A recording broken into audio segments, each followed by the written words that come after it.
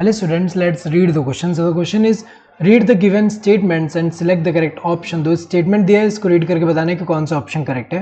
First one is chloroplast and mitochondria are semi autonomous organelles. ये तो correct है. इनको हम सेमी ऑटोनोमस ऑर्गेनेल्स बोलते हैं. क्यों? क्योंकि अगर हम देखें, चाहे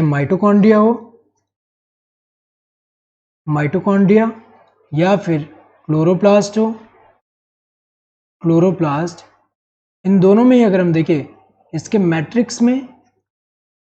मैट्रिक्स में और इसके जो स्ट्रोमा है उसमें क्या प्रेजेंट है, इनका खुद का double stranded circular DNA present है. इनका खुद का डीएनए होता है एंड इनके पास 70S जो राइबोसोम्स भी प्रेजेंट है, और राइबोसोम अगर प्रेजेंट है तो ये क्या कर सकता है, एक तरह से प्रोटीन मशीनरी की तरह एक्ट कर रहा है.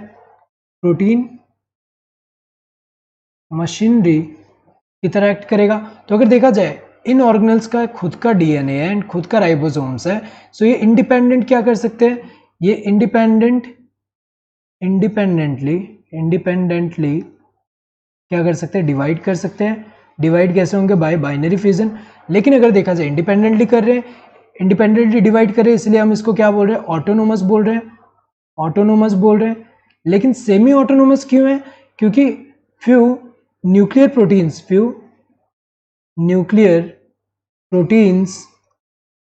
Proteins are required